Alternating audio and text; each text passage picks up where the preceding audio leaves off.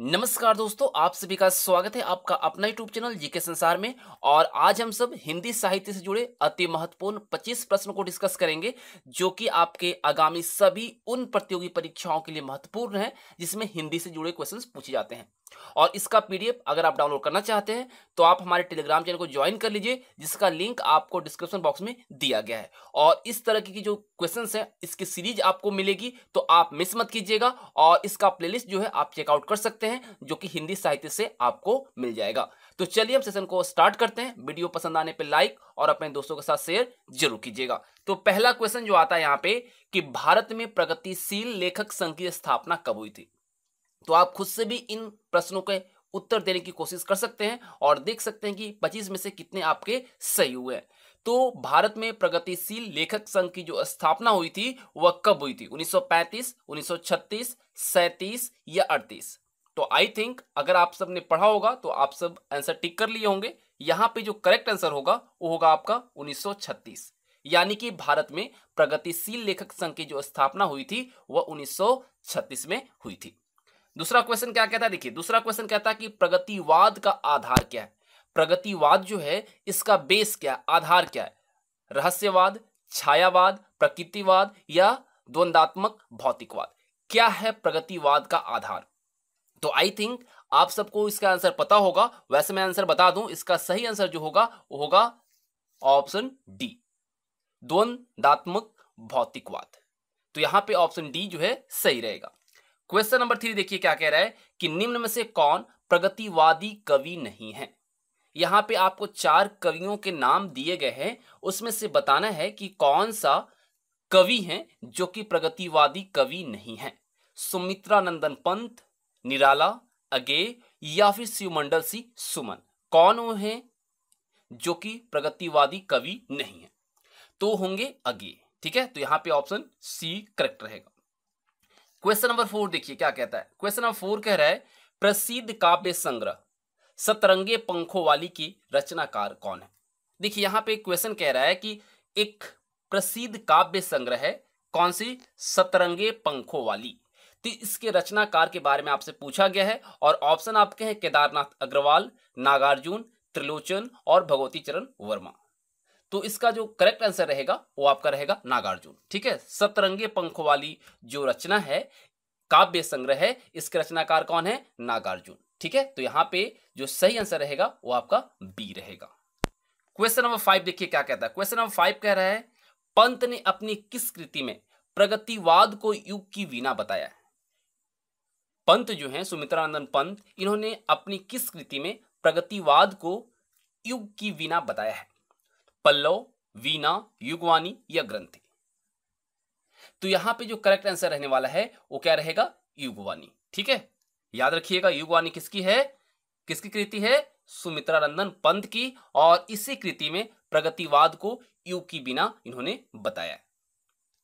ठीक है, चलिए चलते हैं क्वेश्चन नंबर 6 पे, देखते हैं क्या कहता है क्वेश्चन नंबर 6। क्वेश्चन नंबर 6 कहता है कि निराला की वह रचना जिसमें सर्वहारा वर्ग की दीन दशा का उल्लेख हुआ है, वह कौन सी रचना है निराला जी की जिसमें सर्वहारा वर्ग की दीन दशा का उल्लेख किया गया है? वह तोड़ती पत्थर, सरोज स्मृति, वनवेला या अनामिका?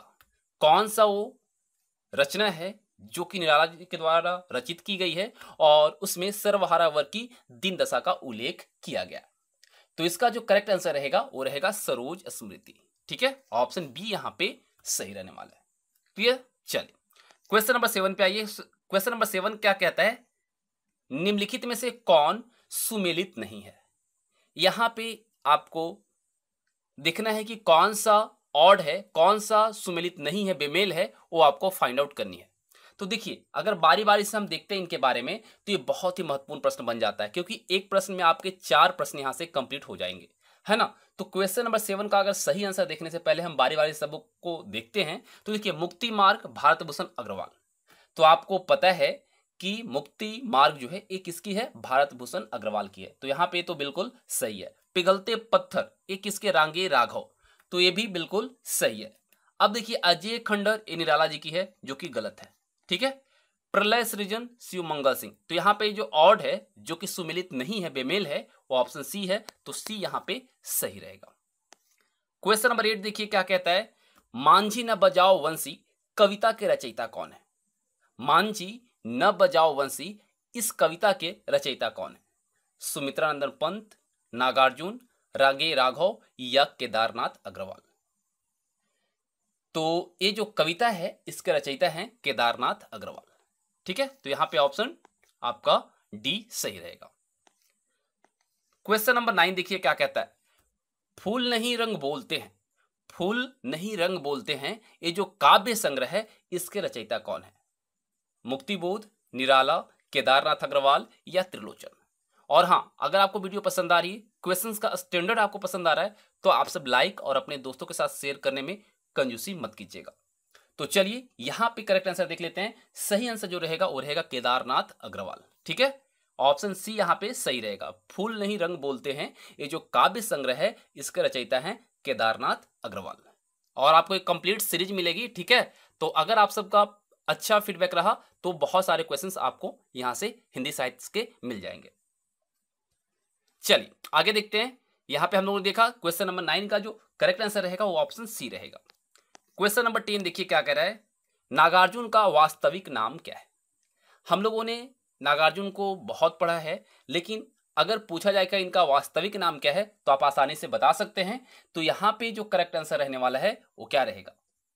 वैद्यनाथ मिश्र, केदारनाथ पांडे, दयानाथ मिश्र या गिरजाशंकर पांडे? तो नागार्जुन का जो वास्तविक नाम था वो क्या था? वैद्यनाथ मिश्र। तो यहां पे सही आंसर क्या रहेगा? Option A. Option A is the right answer. ठीक है, यहां पे ऑप्शन ए जो है सही रहेगा। नागार्जुन का वास्तविक नाम क्या था? वैद्यनाथ मिश्र। क्वेश्चन नंबर 11 देखिए, प्रश्न संख्या 11 क्या कहता है, नागार्जुन ने लाहौर की किस पत्रिका का कुछ दिनों के लिए संपादन किया था? लाहौर में एक पत्रिका का जो कुछ दिन संपादन किया गया था नागार्जुन के द्वारा, यानी कि वह पत्रिका का नाम आपसे पूछा गया, हंस, आलोचना, सुबंधु या दीपक? तो वो पत्रिका जो थी जिसका संपादन नागार्जुन ने लाहौर में कुछ दिनों तक किया था वो कौन सी थी? वो थी दीपक। ठीक है, ऑप्शन यहां पे डी सही रहेगा। क्वेश्चन नंबर 12 देखिए, प्रश्न संख्या 12 क्या कह रहा है, इंदिरा गांधी की राजनीति को केंद्र बनाकर किस कवि ने उन पर आरोप लगाकर कविता की है? बहुत ही अच्छा प्रश्न है। इस प्रश्न को यूजीसी नीट में पूछा गया है। नागार्जुन, निराला, पंत या महादेवी वर्मा? तो प्रश्न संख्या 12 का यहां पे जो करेक्ट आंसर रहेगा वो क्या रहेगा? आपका ऑप्शन ए सही रहेगा, नागार्जुन। ठीक है, इंदिरा गांधी की राजनीति को केंद्र बनाकर जिस कवि ने उन पर आरोप लगाकर कविता की रचना की वो थे नागार्जुन। ठीक है, तो यहां पे ऑप्शन ए आपका करेक्ट रहेगा। ठीक है, अब देखते हैं प्रश्न संख्या 13। प्रश्न संख्या 13 कहता है कि सिंदूर तिलकित भाल और तुम्हारी दंतुरित मुस्कान ये जो कविता है इसके रचनाकार कौन है? बहुत ही अच्छी कविता है, सिंदूर तिलकित भाल और तुम्हारी दंतुरित मुस्कान।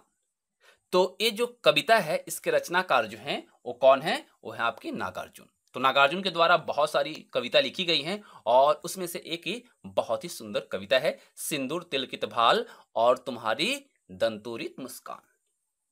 अब चलते हैं प्रश्न संख्या 14 पे। देखिए प्रश्न संख्या 14 कहता है, रत्नगर्भ खंड काव्य के रचयिता कौन है? रत्नगर्भ खंड काव्य जो है इसके रचयिता कौन है? नागार्जुन, निराला, हरिऔध या फिर दिनकर? तो सही आंसर यहां पे क्या रहेगा? नागार्जुन। रत्नगर्भ खंड काव्य है और इसके रचयिता जो हैं वो नागार्जुन है। तो ऑप्शन यहां पे ए सही रहेगा। प्रश्न संख्या 15 देखिए, कबीर जी से रिलेटेड यहां पे आपको क्वेश्चन पूछा गया है, कबीर के उपरांत हर विध्वंसकारी और जन विरोधी शक्ति को सर्वाधिक खुली चुनौती देने वाला साहित्यकार कौन है? कबीर के उपरांत हर विध्वंसकारी और जन विरोधी शक्ति को सर्वाधिक खुली चुनौती देने वाला जो साहित्यकार है वह कौन है? निराला, नागार्जुन, दिनकर या हरिऔध? तो आपको पता है वो कौन है? नागार्जुन। ठीक है, ऑप्शन यहां पे बी सही रहेगा। प्रश्न संख्या यहां पे आप देखिए 16 क्या कह रहा है, चमगादड़ की वृत्ति न लेकिन मैंने सीखी, चमगादड़ की वृत्ति न लेकिन मैंने सीखी, दृढ़ निष्ठा अपना न सका मैं स्वान सरीखी। ये जो पंक्ति है इसमें जो वर्णित चमगादड़ और स्वान है, यानी स्वान मतलब आप सब जानते हैं क्या होता है? हंस, है ना? तो किसके प्रतीक है? चमगादड़ और जो हंस हैं यानी कि श्वान जो है वह किसके प्रतीक हैं? तो यहाँ पे जो आंसर होने वाला है, जो उत्तर रहेगा सही, वो क्या रहेगा? चाटुकार कवि और लेखक की, है ना। चाटुकार कवि और लेखक की यहाँ पे उससे क्या होता है? प्रदर्शित होती है, प्रतीक है। ठीक है, तो यहाँ पे ऑप्शन सी सही रहेगा। क्वेश्चन नंबर 17 देखिए क्या कहता है, प्रगतिवादी काव्य की समय सीमा क्या है? प्रगतिवादी कवि आप लोगों ने देखा, अब यहाँ पूछ रहा कि प्रगतिवादी काव्य की जो समय सीमा थी, टाइम पीरियड था, वो क्या था या क्या है?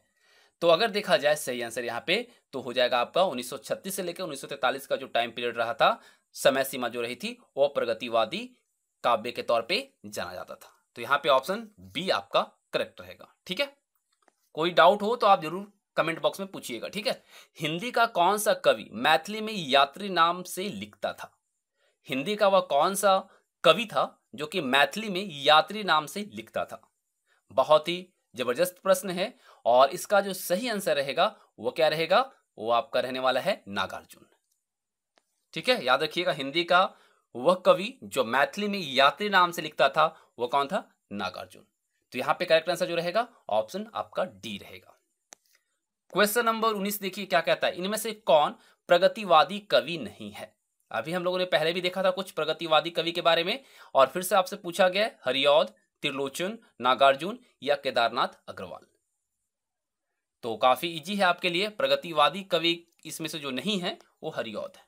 ठीक है, ऑप्शन ए सही है। बाकी त्रिलोचन, नागार्जुन और केदारनाथ अग्रवाल ये सभी क्या हैं? प्रगतिवादी कवि हैं। प्रश्न संख्या 20 देखिए क्या कहता है, 20 नंबर प्रश्न जो है बहुत ही अच्छा प्रश्न है। मारो मारो मारो हंसिया, हिंसा और अहिंसा, यह क्या है? ये जो पंक्ति है ना, वह कौन सी कवि के द्वारा लिखी गई है वो आपसे पूछा गया। मारो मारो मारो हंसिया, हिंसा और अहिंसा क्या है? यह जो पंक्ति है वह किस कवि की है? तो ये पंक्ति जो है वह किसकी है? केदारनाथ अग्रवाल की। तो यहाँ पे ऑप्शन ए सही रहेगा। ठीक है, ध्यान से देखिएगा, ये बहुत ही महत्वपूर्ण प्रश्न है। ठीक है, चलिए क्वेश्चन नंबर 21 देखिए क्या कहता है, ऐसे प्रगतिवादी कवि जो बड़े कवि तो नहीं बन सके लेकिन बड़े आलोचक बन गए, वह कौन है? आपसे पूछा गया है ऐसे प्रगतिवादी कवि जो बड़े कवि तो नहीं बन पाए लेकिन बड़े आलोचक बन गए। तो आपका आंसर यहाँ पे बिल्कुल सही आएगा, मुझे उम्मीद है। सही आंसर यहाँ पे रहेगा रामविलास शर्मा। ठीक है, क्या रहेगा? रामविलास शर्मा। तो यहाँ पे ऑप्शन ए बिल्कुल सही है और उम्मीद करता हूं आप सभी ने सही आंसर दिया होगा। अब देखते हैं प्रश्न संख्या 22। देखिए, लंदन में गठित भारतीय प्रगतिशील लेखक संघ का नेतृत्व किसने किया था? लंदन में जो गठित हुई थी भारतीय प्रगतिशील लेखक संघ, इसका नेतृत्व किसके द्वारा किया गया था? तो इसका जो नेतृत्व किया गया था वह किया गया था मुल्कराज आनंद और सज्जाद जाहिर के द्वारा। ठीक है, किसने किया था? मुल्कराज आनंद और सज्जाद जहीर ने किया था। तो ऑप्शन यहाँ पे सी सही रहेगा। प्रश्न संख्या 23 देखिए, निम्नलिखित में से किसे प्रगतिवाद का प्रवर्तक माना गया है? कौन इन चार ऑप्शन में से हैं जिन्हें प्रगतिवाद का प्रवर्तक माना गया है? तो प्रेमचंद, निराला, पंत या बालकृष्ण शर्मा नवीन। तो अगर देखा जाए इन चार ऑप्शन में से जो प्रगतिवाद का प्रवर्तक माने गए हैं वह माने गए हैं कौन? पंत जी। ठीक है, तो यहां पे ऑप्शन सी सही रहेगा। प्रश्न संख्या 24 देखते हैं। देखिए, प्रश्न संख्या 24 क्या कह रहा है? बहुत ही अच्छा प्रश्न है। प्रगतिवाद की प्रमुख प्रवृत्तियों में से कौन सी प्रवृत्ति नहीं थी? यहां पे आपको चार प्रवृत्ति दी गई है, वह कौन सी प्रवृत्ति जो नहीं थी प्रगतिवादी कवियों के द्वारा, जो प्रगतिवाद की प्रमुख प्रवृत्तियां थी उनमें? तो अगर देखा जाए यहाँ पे सही आंसर, तो उससे पहले हमें इन चार ऑप्शन को अगर देखते हैं तो क्लियरली पता चलता है कि यह मार्क्सवादी चिंतन धारा पर आधारित थी। तो ये जो था वो था। ठीक है, यह सामाजिक यथार्थ को साहित्य का उद्देश्य मानता है, ये भी प्रमुख प्रवृत्तियों में से था। इसमें प्रकृति चित्रण को प्रधानता दी गई, ये बिल्कुल नहीं था। तो यहाँ पे ये तो गलत हो गया। अगर लास्ट देखते हैं, यह भाषा के सरल अभिधात्मक रूप का समर्थक रहा है, तो ये भी सही है। लेकिन यहाँ पे जो करेक्ट आंसर होगा, जो प्रवृत्ति नहीं थी, वो था ये ऑप्शन आपका सी। ऑप्शन सी यहाँ पे सही रहेगा। अब देखते हैं 25 नंबर क्वेश्चन क्या कह रहे हैं, निम्न में से कौन सी रचना रांगेय राघव की नहीं है? रांगेय राघव की जो रचना नहीं है इनमें से वो कौन सी है? तो यहाँ पे जो सही आंसर रहेगा वो रहेगा आपका ऑप्शन डी युगधारा। और आपको कमेंट करके बताना है कि युगधारा जो है यह किसकी रचना है। हम लोगों ने देखा कि रांगेय राघव की अजेय खंडहर, पांचाली और मेघावी, ये सभी क्या है, किसकी है, रांगेय राघव की है। लेकिन आपसे मैंने पूछा है युगधारा किसकी रचना है, तो आप कमेंट करके इसका सही आंसर देंगे। और जो सही आंसर देंगे कल के हिंदी साहित्य वाले सेशन में हम उनका नेम अनाउंस करेंगे। तो उम्मीद करता हूं आप सबको सेशन पसंद आई होगी, क्योंकि ये सभी प्रतियोगी परीक्षाओं के लिहाज से महत्वपूर्ण है। तो आप सब इसे लाइक कीजिएगा, अपने दोस्तों के साथ शेयर कीजिएगा, और कैसा लगा अपना जो सुझाव है कमेंट बॉक्स में जरूर दीजिएगा। Thanks for watching. मिलते हैं आप सभी के साथ नेक्स्ट पार्ट में।